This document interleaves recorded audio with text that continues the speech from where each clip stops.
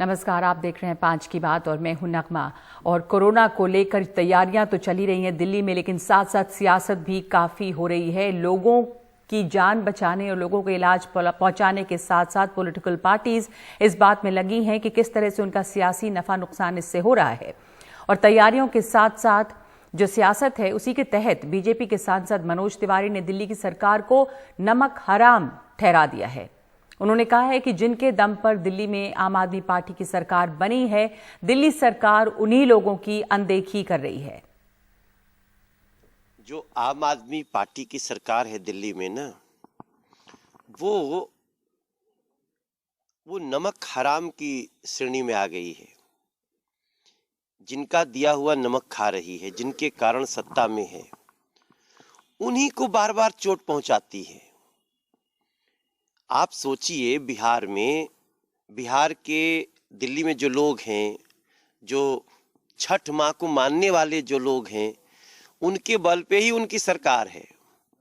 लेकिन उन्हीं को कभी कोरोना में कहेंगे इनका इलाज नहीं करेंगे, उन्हीं को कभी कहेंगे कि इन्हीं के कारण कोरोना बढ़ रहा है, कभी कह देंगे यही ज़्यादा से ज़्यादा टेस्ट करा रहे हैं इसलिए ऐसा कोरोना हो रहा है। ये अरविंद केजरीवाल जी को, सत्येंद्र जैन जी को छठ माँ सब देख और सुन रही हैं, वही इंसाफ करेंगी। दिल्ली राजधानी है देश की, और वहाँ का अगर उत्तर प्रदेश, बिहार, झारखंड या वहाँ के लोग जो छठ करना चाहते हैं, करते हैं, वो अगर वहाँ रह रहे हैं तो इनके लिए बोझ हो गए। ये जो बार बार चोट पहुँचा रहे हैं ना, मैं सब माँ पे छोड़ देता हूँ। और बीजेपी के राष्ट्रीय प्रवक्ता शाहनवाज हुसैन ने कहा है कि केजरीवाल पूर्वांचल के लोगों का सेंटिमेंट नहीं जानते। बिहार यूपी के लोगों को छठ मनाने दें, नहीं तो उन्हें पाप लगेगा। अरविंद केजरीवाल साहब टीवी पे ऐलान करके दीपावली पूरी भीड़ भाड़ के साथ सोशल डिस्टेंसिंग का ध्यान रखते हुए मना सकते हैं। तो सोशल डिस्टेंसिंग का ध्यान रखते हुए छठ व्रतियों को छठ पूजा करने दीजिए। पूर्वांचल के सेंटीमेंट को आप नहीं जानते। आप हरियाणा के हैं, गाजियाबाद में रहे हैं, दिल्ली के मुख्यमंत्री बने हैं, तो बिहार पूर्वांचल थोड़ा कम गए। पूर्वांचल के लोगों के लिए छठ सबसे महत्वपूर्ण त्योहार है। इसमें जात धर्म भी नहीं होता। छठ मनाने दीजिए, बहुत पाप लगेगा दिल्ली सरकार को। तो एक तरह से ये धमकियां दी जा रही हैं कि आप छठ मनाने दे, नहीं तो आप सेंटिमेंट नहीं जानते पूर्वांचल के लोगों का, आप छठ मनाने दे, नहीं तो हम छठ माँ पे सब छोड़ दे रहे हैं और पाप लगेगा।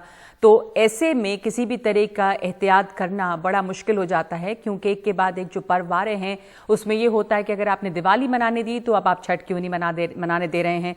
शरद, मेरे सहयोगी शरद और सौरभ दोनों हमारे साथ हैं। सौरभ, बीजेपी के जो बयान आ रहे हैं वो सीधे सीधे चेतावनी है अरविंद केजरीवाल की सरकार को कि अब छठ मनाने दे, वरना जो सेंटिमेंट है वो आपको ले डूबेगा, और आप दिवाली मनाते हैं तो छठ क्यों नहीं।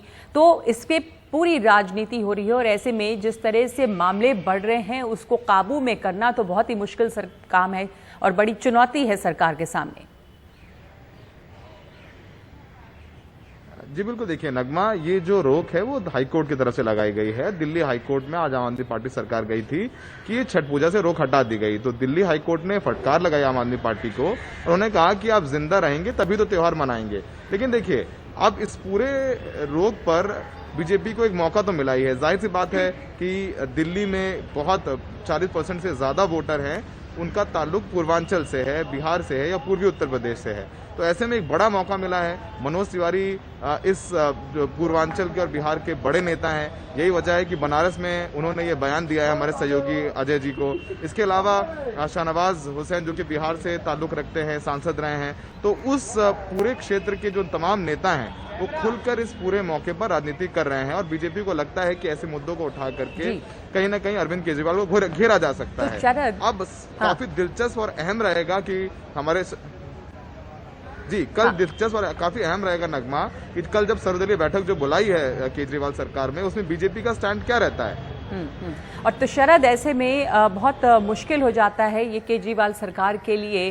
क्या लगता है आपको, कोर्ट का फैसला है क्या, मतलब सरकार इस पे क्या कर सकती है अगर इस तरह की जो राजनीति हो रही है, तो दबाव में आके क्या लोगों को घाट पर जाने की इजाज़त दे दी जाए? कहा क्या गया है, क्या कोई जो छठ मनाने के लिए घाट पे लोग जाते हैं तो उसमें किस किस तरह की रोक है? घाट पर इकट्ठा नहीं होना है, अपने अपने घरों में लोग मनाएंगे, पर उसकी क्या विस्तार है? नगमा, दो बातें हैं, एक राजनीति है, दूसरा असल स्थिति है। राजनीति तो ये है कि ये बात सही है कि दिल्ली में यूपी और बिहार के बहुत से लोग रहते हैं और ये आम आदमी पार्टी का बहुत बड़ा बैंक है और इन्होंने आम आदमी पार्टी को वोट दिया है और इसी वजह से अरविंद केजरीवाल 62 सीटों के साथ तीसरी बार दिल्ली के मुख्यमंत्री बने हुए हैं। ये बात ठीक है, लेकिन जहां तक बात है कि केजरीवाल छठ नहीं मनाने दे रहे हैं, तो बात यह है कि केंद्र सरकार की अपनी गाइडलाइंस है जिसके तहत स्विमिंग पूल्स जो हैं वो देश में अभी तक भी खोलने की इजाजत नहीं मिली है, क्योंकि ये माना जाता है कि स्विमिंग पूल, क्योंकि पानी आएगा तो पानी में अगर आप बहुत सारे लोग जाएंगे तो संक्रमण फैलने का खतरा ज्यादा हो सकता है। इसी के बाद जो है दिल्ली सरकार ने ये आदेश निकाला, क्योंकि हालात भी इस समय बहुत खराब हैं, तो इसीलिए दिल्ली सरकार ने यह आदेश निकाला कि सार्वजनिक तौर पर आप इस बार छठ नहीं मना सकते हैं, आप अपने घर में मनाइए, कहीं आसपास में मना लीजिए, लेकिन सार्वजनिक तौर पर कोई इकट्ठा नहीं हो सकता। और अगर यही बात है कि अरविंद केजरीवाल सब कुछ कर रहे हैं, तो मैं आपको कानूनन स्थिति बता दूं कि दिल्ली के उपराज्यपाल जो कि केंद्र की तरफ से नियुक्त हैं, वो एक आदेश जारी कर दें तो अरविंद केजरीवाल का यह आदेश कहीं नहीं टिकेगा कि आप सार्वजनिक रूप से छठ नहीं मना सकते हैं। दिल्ली डिजास्टर मैनेजमेंट अथॉरिटी के अध्यक्ष हैं उपराज्यपाल, इससे पहले भी अरविंद केजरीवाल के फैसले वो पलट चुके हैं और अगर चाहें तो ये फैसला भी वो पलट सकते हैं, लेकिन नहीं, ये फैसला जो है उपराज्यपाल और मुख्यमंत्री इन दोनों के बातचीत के बाद ही फैसला लिया गया है, इसलिए बहुत कम उम्मीद है कि इस फैसले को दिल्ली सरकार वापस ले। कल क्या होगा मैं नहीं जानता, क्योंकि कल मीटिंग होगी, हो सकता है कुछ बात हो, लेकिन अभी तक की जो स्थिति है वो ये है कि उपराज्यपाल और मुख्यमंत्री की बातचीत के बाद ही ये फैसला लिया गया है कि दिल्ली में सार्वजनिक रूप से छठ नहीं मनाए जा सकते, लोग घाट पर इकट्ठे नहीं हो सकते, नदी नहर के किनारे इकट्ठे नहीं हो सकते। तो इसके बाद राजनीति काफ़ी होगी और दिलचस्प होगा देखना कि कल क्या होता है। धन्यवाद आपका शरद और सौरभ। तो दिल्ली में कोरोना के हालात को लेकर मुख्यमंत्री अरविंद केजरीवाल ने सर्वदलीय बैठक बुलाई है, जिसमें कांग्रेस भाजपा को निमंत्रण है, दोनों ही पार्टियों को, और गुरुवार की सुबह करीब 12 बजे ये बैठक बुलाई गई है। बैठक में कांग्रेस और बीजेपी दोनों को बुलाया गया है, माफ कीजिएगा, ये 11 बजे सचिवालय में बैठक होनी है, 11 बजे बैठक बुलाई गई है। दिल्ली में जो तीसरी कोरोना वेव है, पीक है जो कोरोना का, क्योंकि मामले बहुत बड़े हैं, उसके चलते जो लगातार मामले बढ़ रहे हैं, इसमें व्यवस्था को लेकर चिंता या चर्चा की जाएगी कि किस तरह इस पर स्थिति को काबू में लाया जाए। तो सुबह 11 बजे सचिवालय में जो बैठक होगी, इसमें बीजेपी का क्या रुख रहता है ये देखना अहम होगा। और दिल्ली में कोरोना टेस्टिंग की सुविधा लोगों के करीब पहुंचाने के लिए 10 मोबाइल टेस्टिंग लैब अगले हफ्ते से चरणबद्ध तरीके से काम करने लगेंगी। इनमें टेस्टिंग क्षमता में 20,000 की बढ़ोतरी होगी, क्योंकि ये मोबाइल वैन लोगों तक जाएंगी तो 20,000 ज्यादा टेस्ट हो सकेंगे। गृहमंत्री अमित शाह के निर्देशों के मुताबिक Indian council of medical research यानी ICMR इस काम में दिल्ली सरकार की पूरी मदद करेगी। 15 नवंबर को गृहमंत्री अमित शाह की अध्यक्षता में जो बैठक हुई कोरोना को लेकर, उसमें इस तरह के अहम फैसले लिए गए हैं।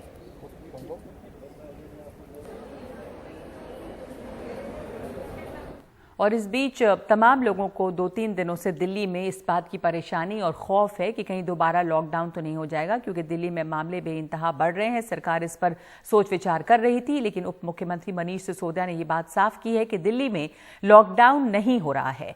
उन्होंने कहा है कि लॉकडाउन से कोरोना को रोका नहीं जा सकता, ये देखा गया है, इसे सिर्फ बेहतर मेडिकल सुविधाओं से ही रोका जा सकता है। उन्होंने कहा कि वो दुकानदारों को आश्वस्त करते हैं कि दुकानदार डरे नहीं, सरकार का इरादा लॉकडाउन का नहीं है, और व्यापारिक संगठनों को भी सलाह दी है कि वो खुद भी भीड़ को नियंत्रित करने की कोशिश करें। तो मेन चीज ये है कि कोरोना को लॉकडाउन से नहीं रोका जा सकता है। कोरोना को कंट्रोल करना है, अगर कोरोना को ठीक से हैंडल करना है तो मेडिकल मैनेजमेंट बहुत अच्छा चाहिए, और दिल्ली सरकार ठीक से कर रही है। नहीं, मैं दुकानदारों को आश्वस्त करना चाहता हूं कि बिल्कुल भी न डरें, और सरकार का लॉकडाउन का कोई इरादा नहीं है। सरकार चाहती है कि आपकी दुकान खुली रहे, लेकिन मार्केट एसोसिएशन से मेरी रिक्वेस्ट है कि त्योहार के सीजन में जहां बहुत ज्यादा भीड़ हुई बहुत ज्यादा अनप्रेसिडेंटेड तरीके से अनरेगुलेटेड भीड़ हुई, उसको खुद भी रेगुलेट करने की कोशिश करें, दुकानदार भी खुद रेगुलेट करने की कोशिश करें। मैं कस्टमर्स से भी कहूंगा, जो आम जनता है दुकानों पे जा रही है, कि भीड़ के इस समय में, कोरोना के इस समय में भीड़ से बचें। और इसी के तहत कई तरह के एहतियात लेने की बात की गई है और पहले भी जिस तरह के नियम लागू किए गए थे उन्हें दोहराया जा रहा है कि दिल्ली में अब किसी भी शादी समारोह में 50 से ज़्यादा लोग इकट्ठे नहीं हो सकते। ये अब लागू कर दिया गया है। अभी तक इकट्ठे होने वाले लोगों की संख्या 200 थी, लेकिन दिल्ली में जो कोरोना के मामले बढ़े हैं इसलिए सरकार ने ये संख्या घटा दी है और इसे 50 कर दिया है। दिल्ली सरकार ने ये प्रस्ताव उपराज्यपाल के पास मंजूरी के लिए भेजा था और उपराज्यपाल ने इसे अपनी मंजूरी दे दी है।